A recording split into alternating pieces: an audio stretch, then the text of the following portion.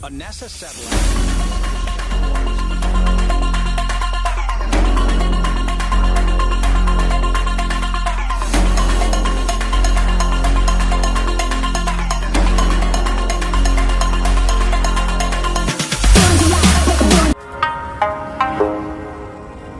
नमस्कारम, एक बार फिर से स्वागत है आपका हमारे चैनल साइंस इन सनातन परिवार में।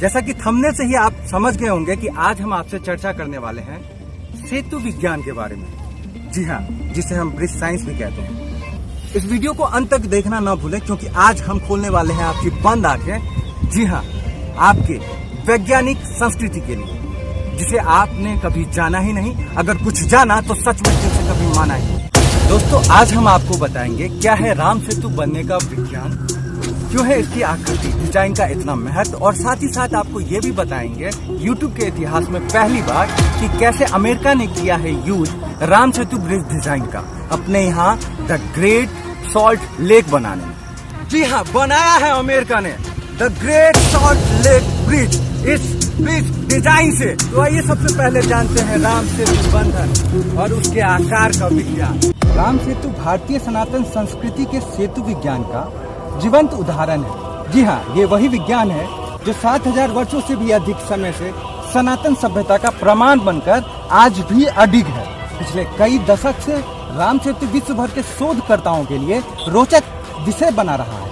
वहीं दूसरी तरफ कुछ वामपंथी या पश्चिमी सभ्यता के अनुयायी विचारधारा वाले लोगों के लिए ये बस एक काल्पनिक कहानी। उन्होंने तो पुरजोर विरोध किया है और ध्वस्त करने की कोशिश की इस विज्ञान को। पर वो कहते हैं ना कि सत्य परेशान हो सकता है किंतु पराजित नहीं। हम यहाँ किसी भी वाद विवाद की बात नहीं करेंगे। हम बात करेंगे केवल उस प्राचीन विकसित विज्ञान की जिसके ज्ञान से हजारों वर्ष पहले सफल सेतु बंधन पूरा हुआ, जिसे हम राम सेतु या नल सेतु के नाम से भी जानते हैं। अंतरराष्ट्रीय स्तर पर इसे एडम ब्रिज भी कहा गया है। नासा की सैटेलाइट तस्वीर और अन्य विशेषज्ञों के प्रमाणों को मिला के इस नतीजे पे पहुंचे हैं कि बालू की उम्र और चट्टानों की संगीत उम्र यह बताती है कि ये पुल मानव निर्मित है। भारत और श्रीलंका के बीच ये लगभग 50 किलोमीटर की चट्टान से बनी एक सड़क है जिसे सेतु भी कहा गया है। ये समुद्र में 3 से 30 फुट तक गहरा है। इसके बाद आया कहानी में नया मोड़, और ये सारे प्रमाण बताते थे कि कहानी में है अभी बहुत कुछ बाकी। राम सेतु के अस्तित्व को साबित करने के लिए फिर राष्ट्रीय समुद्र विज्ञान संस्थान के वैज्ञानिकों ने कार्बन डेटिंग का सहारा लिया और बड़ा खुलासा किया। इस शोध में उन्होंने पाया कि समुद्र के बढ़ते जल स्तर ऑर्गेनिज्म के अवशेषों से मिले समय को जब देखा गया रामायण काल से जोड़कर, तो दोनों समय में समानता पाई गई, एक समान पाया गया। इस शोध का वीडियो हिमालय भूविज्ञान संस्थान में आयोजित की गई है। National geo research scholar meet में भी सेव किया गया है। और अगर आपको डिटेल में जानकारी चाहिए, प्लेनेटेरियम के नाम से विकसित सॉफ्टवेयर में जाके आप इसके बारे में डिटेल में जान सकते हैं। आइए अब हम आपको लेकर चलते हैं वाल्मीकि रामायण की ओर, और इस रामायण के युद्ध कांड में इस सेतु बंधन की पूरी प्रक्रिया बहुत विस्तार से बताई गई है। वाल्मीकि रामायण के नायक राम थे, जिन्हें श्री राम भी कहा गया है। श्री राम जब रामेश्वरम ज्योतिर्लिंग की पूजा कर समुद्र तट पे पहुँचे तो विशाल समुद्र को देख चिंतित हो गए। कैसे उनकी विशाल वानर सेना इस पार से उस पार लंका तक पहुँचेगी। फिर उन्होंने समुद्र से रास्ता देने की विनती की। लंबे समय तक समुद्र के द्वारा विनती नहीं स्वीकार करने पे राम को आया क्रोध, और उन्होंने समूचे समुद्र को सुखा देने के लिए बाण अपने धनुष पे लगा लिया। ऐसे ही राम ने लगाया बाण अपने धनुष पे, इस भय से प्रकट हुआ समुद्र, और समुद्र ने बताया कि उनके सेना में नल नाम का कुशल वानर है, जिसे विश्वकर्मा के शिल्प कला का ज्ञान आशीर्वाद में प्राप्त है। नल को आज के भाषा में इंजीनियर कह सकते हैं। जी हाँ, सिविल इंजीनियर। और फिर नल के कुशल निर्देशन में इस सेतु का बंधन हुआ। कैसे हुआ, हम वो भी बता रहे हैं आपको। सबसे पहले मिट्टी की एक लेयर बिछाई गई, मिट्टी का प्लेटफॉर्म जिसे कहते हैं। फिर बहुत सारे तरीकों के वृक्ष के तने बिछाए गए, उनके ऊपर बहुत दूर दूर से पत्थर, शिला या रॉक लाए गए, जो पूरी तरह से खांचे में जोड़ा गया। एक दूसरे के में किसी प्रकार का सीमेंट यूज नहीं किया गया, और खांचे से पूरा ब्रिज बांध रहे थे वो। और उसके ऊपर जो सबसे ऊपरी लेयर पूरी तरह से सपाट थी जिस पर चला जा सकता है।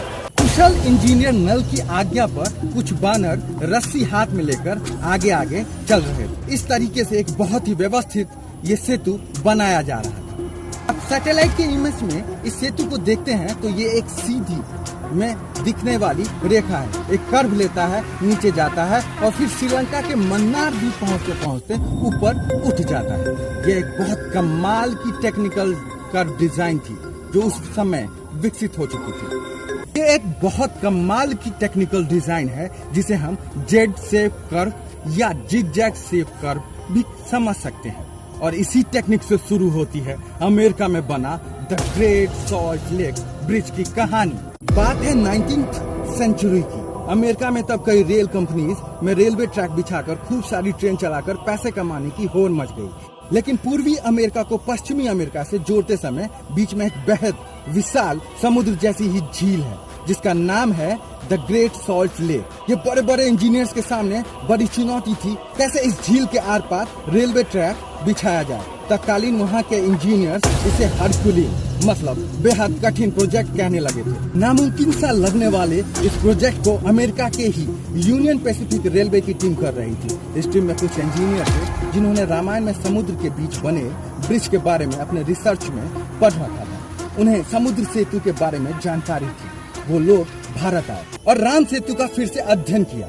इस पर गुप्त तरीके से उन्होंने डिटेल में रिसर्च किया। तब जाके उनके दिमाग की घंटी बज गई और उन्होंने पता लगा लिया कि यदि हम झील में एकदम सीधी रेलवे लाइन बिछाएंगे तब ये रेलवे ट्रैक लहरों से टूट सकता है। फिर उन्होंने निर्णय किया कि वो ठीक राम सेतु के डिजाइन जो जेड शेप डिजाइन है जिसे जिगजैग शेप डिजाइन भी कहते हैं, इस डिजाइन पर रेलवे ट्रैक सॉल्ट लेक में बनाएंगे। आइए इस जेड शेप डिजाइन की विशेषता भी हम आपको बता रहे हैं। जेड शेप डिजाइन की विशेषता ये थी कि ये समुद्र के पानी के हाई प्रेशर को इक्वली डिस्ट्रीब्यूट करती थी। बहुत ही कमाल की टेक्निकल नॉलेज था ये राम सेतु बनाने में प्रयोग किया गया था। इस टेक्निकल डिजाइन की वजह से ब्रिज में कई दीवार आ जाएगी, हर दीवार पे पानी का प्रेशर इक्वल डिस्ट्रीब्यूट हो जाएगा और सेतु ब्रिज की उम्र कई गुना ज्यादा लंबी हो जाएगी जो सिद्ध भी हुआ। आज भी ये सेतु जीवंत है। इतना अकल हजारों साल पहले इसकी जितनी भी प्रशंसा की जाए ये कम हो। इस टेक्निकल डिजाइन को जितना समझ सकी वो टीम फिर समझ कर अमेरिका वापस आ गई और यूनियन पैसिफिक की टीम ने फिर इस टेक्निक को अपने यहाँ रेल ट्रैक बनाने में पूरी तरह यूज किया। 1960 से लेकर आज तक ये railway track great salt lake में वहीं खड़ा है और सेवा दे रहा है। आपके मन में अगर अभी भी ख्याल आ रहा हो कि कैसे राम सेतु संभव हुआ तो मैं जवाब देता हूँ, हो सकता है संभव राम सेतु। जिस तरह आपने सुना ही होगा बिहार के द माउंटेन मैन दशरथ माझी के बारे में, कैसे 22 साल तक अकेले उस इंसान ने चट्टान को अपने हाथों से काटकर कई किलोमीटर का रास्ता बना दिया। अगर विश्वास अटल है तो सच सब सफल है। आपने देखा फिर से एक बार सनातन के साइंस की शक्ति, मगर फिर भी आज अगर प्राचीन धरोहर की कहीं बात हो तो चीन की दीवार, मिस्र की पिरामिड वगैरह वगैरह ही हमारी मानसिकता में बैठी हुई है और अपने अपने बच्चों को हम बस इतना ही दिखा और सिखा पा रहे हैं। जाते जाते दोस्तों आपसे बस एक सवाल, अगर 50-100 साल पहले अमेरिका राम सेतु के टेक्निकल कर डिजाइन सोच अपनाकर अपने आप को विकसित देश समझ सकता है तो क्या 7000 वर्ष से भी ज्यादा इस विज्ञान को जीवंत रखने वाला सनातन संस्कृति महान नहीं कहा जाएगा। पूरी उम्मीद है कि ये वीडियो आपके दिल तक पहुंची होगी क्योंकि ये दिल से की गई कोशिश थी। और हाँ, कमेंट के जरिए अपना फीडबैक देना ना भूलें क्योंकि आपके दिए हुए फीडबैक से मुझे मोटिवेशन मिलता है और मैं आप तक नेक्स्ट वीडियो ला पाता हूँ। धन्यवाद। अपना और अपने परिवार